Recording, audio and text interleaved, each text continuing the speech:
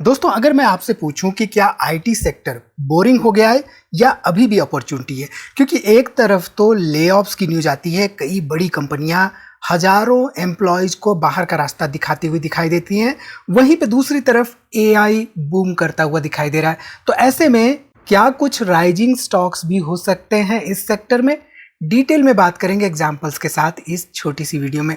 तो वीडियो को यहाँ पे पूरा देखिए और स्टॉक मार्केट इन्वेस्टमेंट के बारे में कुछ नया सीखिए। नमस्कार दोस्तों, मैं उमेश त्रिपाठी आपका स्वागत करता हूं स्टॉक फॉर रिटेल पर, स्टॉक मार्केट से जुड़ी एक नई जानकारी के साथ। ध्यान रखिए, हम यहां पे जो भी डिस्कस कर रहे हैं वो किसी तरह के बाय या सेल रिकमेंडेशंस नहीं है। तो सबसे पहले हमें यह समझना होगा कि आईटी जो ओवरऑल पिछले 10, 15, 20 सालों से उसका वर्क एरिया हुआ करता था, वो धीरे धीरे शिफ्ट होता हुआ दिखाई दे रहा है। एक तरफ हम बात किया करते थे बिजनेस आउटसोर्सिंग की, कॉस्ट एडवांटेज की एंड हेड काउंट्स की, यानी कि जो सर्विस बेस्ड कंपनियां होती थी वो नंबर ऑफ एम्प्लॉयज भले ही वो बेंच पे बैठे हों, उनके हेड काउंट्स दिखाकर प्रोजेक्ट्स अपने पास ले आती थी। अब ऐसे में यहां पर देखें तो एआई के आने की वजह से ऑटोमेशन बढ़ गया है और डाटा एनालिटिक्स बेस्ड यहाँ पर चीजें होने लगी हैं। तो ऐसे में कंपनियों के पास ऑल्टरनेटिव्स क्या हैं? वो है एआई एडॉप्शन, यानी कि जितनी जल्दी आईटी कंपनियां एआई को अडॉप्ट करेंगी, ग्रोथ वहां पर उतनी जल्दी मिलेंगी उनको। ठीक है, अब यहाँ पे बिरला सॉफ्ट की हम सिंपल सी बात कर लेते हैं ताकि आपको कुछ चीजें यहाँ पे समझ में आए, बैकग्राउंड सेट हो जाए। अब यहाँ पे देखिए, बिरला सॉफ्ट सितंबर 2024 के आसपास 850-900 रुपए के आसपास ट्रेड किया करता था। उसके बाद ऑब्वियसली गिरावट हुई है। एज पर रेगुलेशंस हम करंट प्राइसेस नहीं डिस्कस करेंगे, बट आप देखिए तो ये जो पहले गिरावट हुई थी, ये गिरावट कितनी बड़ी थी इसको समझना होगा। 2022 में करीब 541 रुपए से 2022 नवंबर में करीब 264 रुपए, यानी कि 50% के आसपास की गिरावट। यहाँ पे 2018 से करीब करीब 175 रुपए से गिरावट हुई और करीब 52 रुपए। तो 175 रुपए से सीधे 52 रुपए, यहां पे भी 50% के आसपास की गिरावट। तो क्या ऐसा नहीं है कि पहली बार यहां पे कंपनी 50% से ज्यादा की गिरावट देख रही है सितंबर 2024 के बाद से? ऐसा नहीं है। अब सिंस ऐसा नहीं है तो हमें यह समझना होगा कि बिरला सॉफ्ट हो गई या इन्फोसिस हो गई या कोई अदर कंपनीज हो गई जो कि आईटी में पिछले 20-25 सालों से काम करती हुई आ रही हैं, वो एआई को अडॉप्ट कर पा रही हैं या नहीं। फिर हमें फंडामेंटल्स पे ध्यान देना होगा। ठीक है, तो यहाँ पे बिरला सॉफ्ट का अगर हम देखें तो आप देख सकते हैं कि बिरला सॉफ्ट ने इस साल में करीब करीब 13-14% के आसपास नेगेटिव रिटर्न्स दिया है। वहीं पे पिछले 5 साल की अगर हम बात करें तो 5 साल में करीब करीब मात्र 47% के आसपास रिटर्न्स दिया है। अगर हम यहाँ पे इन्फोसिस की बात करें तो इन्फोसिस ने पिछले 5 साल में 14% के आसपास नेगेटिव रिटर्न्स दिया। लेकिन अगर हम एक अनदर आईटी कंपनी की बात करें तो यहाँ पे पिछले 5 सालों में करीब 243% के आसपास रिटर्न्स मिलता हुआ दिखाई दे रहा है। तो यहाँ पे कहने का मतलब ये है कि आईटी कंपनियों में वैसे तो 500 से ज़्यादा 1000 कंपनियां होंगी, लेकिन इनमें से कितनी कंपनियां ऐसी हैं जो कि एआई पे काम कर रही हैं? अभी से नहीं, 2017-18 से इनफैक्ट एआई पे काम कर रही हैं। और कितनी ऐसी कंपनियां हैं जो कि एआई को जल्दी से अडॉप्ट कर लेंगी ताकि ये एक तरह से राइजिंग कंपनियां हो जाएं? ये समझने की हमारे लिए इंपॉर्टेंस बढ़ जाती है। ठीक है, चलिए अब यहाँ पे बात कर लेते हैं सैकसॉफ्ट की। अब ये जो पर्टिकुलर कंपनी है सैकसॉफ्ट, ये किन किन बिजनेसेस से रेवेन्यू जनरेट कर रही है, चाहे इमर्जिंग वर्टिकल्स हो, लॉजिस्टिक्स हो या कॉमर्स हो या बीएफएस सेगमेंट हो, कहाँ कहाँ से कौन कौन से इनके ओवरऑल कस्टमर्स हैं, कहाँ से रेवेन्यू जनरेट कर रही हैं, एंड साथ ही साथ क्लाउड इंफ्रास्ट्रक्चर या साइबर सिक्योरिटी अडॉप्शन की बात हो या data analytics and overall AI adoption की बात हो, इनके पास किस तरह के प्रोजेक्ट्स हैं, ये स्टडी करना इंपॉर्टेंट हो जाता है एक स्टॉक एनालिस्ट के लिए। ठीक, इसके साथ ही साथ जो मैनेजमेंट की कमेंट्री आती है, जो इनके मैनेजिंग डायरेक्टर्स हैं वो क्या कहते हैं, उनके स्टेटमेंट्स बहुत इंपॉर्टेंट होते हैं। अब ये एज अ जनरल मैं बात आपको बता रहा हूँ कि कभी भी आप एनालिसिस कर रहे होते, चाहे वो सैकसॉफ्ट हो या इन्फोसिस हो, बिरला सॉफ्ट हो, केपीआईटी टेक्नोलॉजीज हो, कोई भी कंपनी हो, वहाँ पे मैनेजर्स क्या कह रहे हैं, उनके मैनेजिंग डायरेक्टर्स क्या कह रहे हैं, चेयरमैन की स्पीच अगर है तो वो क्या कह रहे हैं, आने वाले समय के लिए क्या वो कॉन्फिडेंट लग रहे हैं या नहीं, ये सब बातें एज अ रिटेल इन्वेस्टर हमारे लिए समझना बहुत इंपॉर्टेंट होता है। ठीक है, इसके साथ ही साथ अगर हम सैकसॉफ्ट का ओवरऑल फंडामेंटल्स देखें तो यहाँ पर आप देखिए मार्केट कैपिटलाइजेशन करीब करीब 1843 करोड़ रुपए के आसपास है। Return on equity 19%, return on capital employed 24%, dividend yield 0.56 के आसपास है और डेट बिल्कुल ना के बराबर है, डेट टू इक्विटी 0.07 है। हालांकि पेट्रोस्की स्कोर यहाँ पे मात्र 4 का है। ग्राहम नंबर 107 के आसपास देखने को मिल रहा है एंड सेल्स ग्रोथ पिछले 7 सालों का करीब करीब 18% के आसपास रहा है। यहाँ पे price to earning ratio currently 14 के आसपास देखने को मिल रहा है। तो यहाँ पे फंडामेंटल्स देखने से हमें क्या समझ में आ रहा है कि इनकी ओवरऑल सेल्स ग्रोथ जो है वो कंसिस्टेंटली ग्रो करती रही है। अगर हम सेल्स आंकड़ों पर ध्यान दें तो 2014 में 224 करोड़ का सेल्स था, नेट प्रॉफिट 15 करोड़ का था और 2025 में बढ़कर ये 883 करोड़ का सेल्स हो गया एंड करीब करीब 110 करोड़ रुपए के आसपास यहाँ पे प्रॉफिटेबिलिटी हो गई। तो कभी भी हम कंपनियों के एनालिसिस कर रहे होते हैं, राइट, तो पहली बात तो बिजनेस क्या कर रही है, दूसरी बात उस बिजनेस में क्या ग्रोथ कर रही है, इसका सवाल जवाब हमें लेना बहुत इंपॉर्टेंट होता है।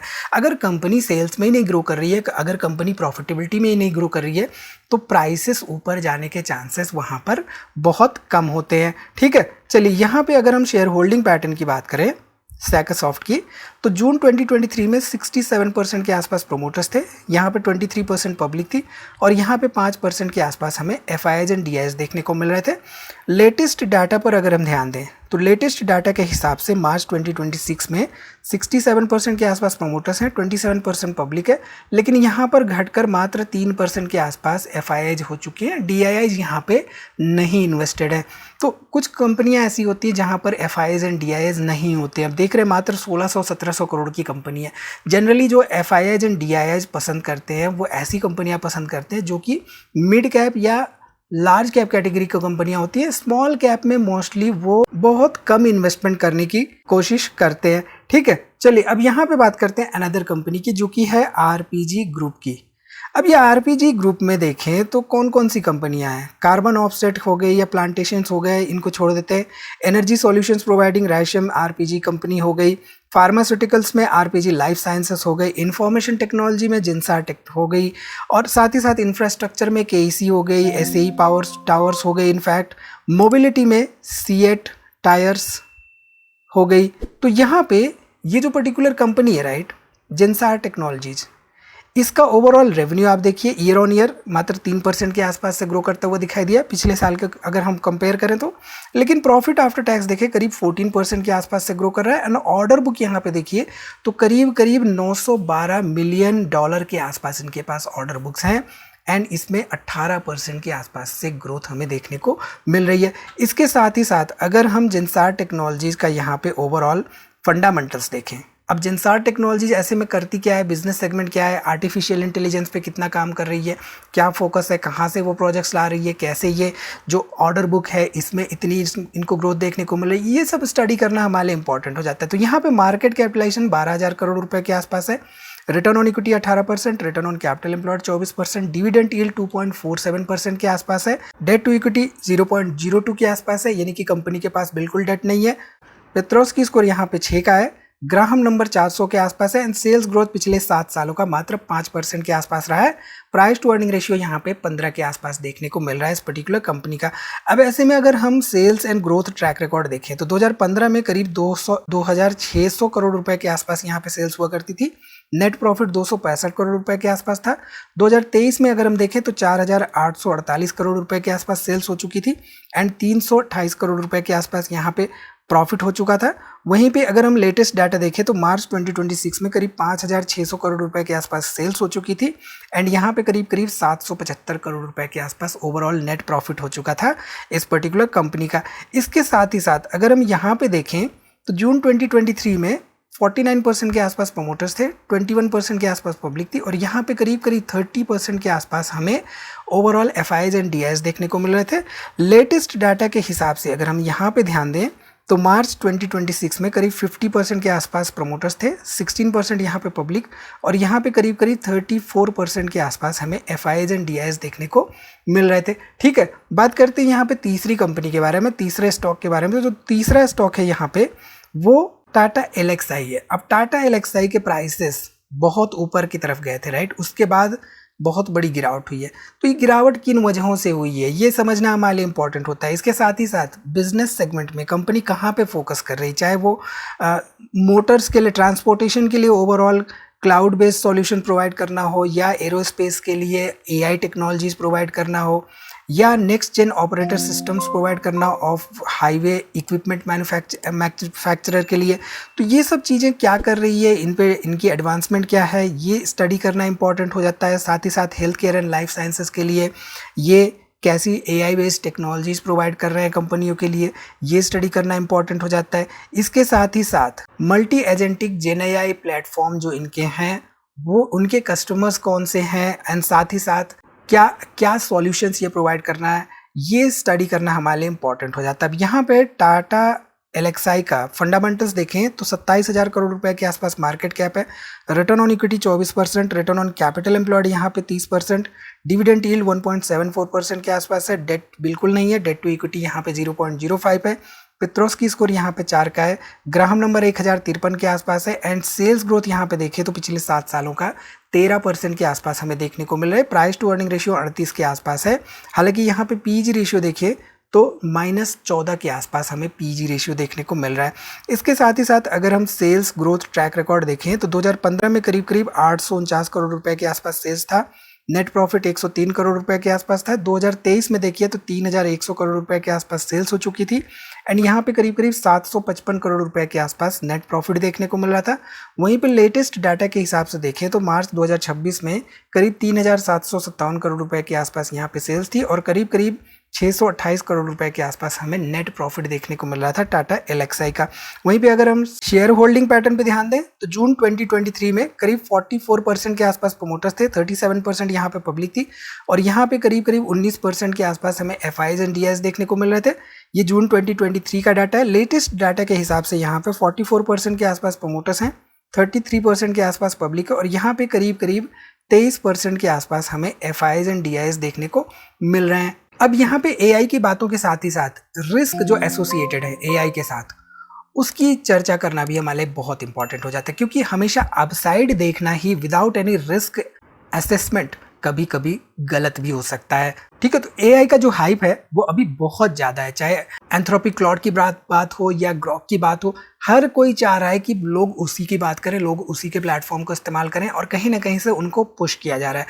तो ऐसे में बहुत ज़्यादा हाइप क्रिएट की जा रही है एआई के बारे में। हालांकि यूएस में स्लो डाउन देखा जा रहा है और वो विजिबल है अभी, इसलिए आईटी में ओवरऑल हमें इम्पैक्ट उसका देखने को मिल रहा है, और आईटी में स्लो डाउन देखने को मिल रहा है, एंड एआई की वजह से बहुत सारी कंपनियां पीछे हट रही हैं, और वो नए प्रोजेक्ट्स लेने से पहले वो सुनिश्चित करना चाहती हैं कि वो प्रोजेक्ट्स एआई से रिप्लेस हो सकते हैं या नहीं। ठीक है, तो ओवरऑल आईटी सेक्टर खत्म नहीं हुआ, बस इवॉल्व हो रहा है। ऐसे में हजारों कंपनियों में से कुछ ही कंपनियां ऐसी हो सकती हैं जो कि इस एआई को अडॉप्ट कर ले और वही आगे चलकर आउट परफॉर्म करती हुई दिखाई देंगी। ध्यान रखिए, ये स्टॉक्स रिकमेंडेशंस नहीं है, जस्ट स्टॉक्स टू वॉच हो सकते हैं। तो इस छोटी सी वीडियो में इतना ही दोस्तों। आई थिंक यहाँ से आपको काफ़ी कुछ सीखने को मिला होगा। सीखने को मिला है तो कमेंट करके जरूर बताइए, वीडियो को लाइक करिए, दोस्तों में शेयर करना ना भूलिए। मिलते हैं अगली वीडियो में एक इसी तरह की जानकारी के साथ। तब तक आप अपना बहुत ख्याल रखिए, एंड जस्ट इन केस अगर आप हमसे डिटेल में सीखना चाहते हैं तो लिंक्स डिस्क्रिप्शन में, उनको चेकआउट करना ना भूलिए।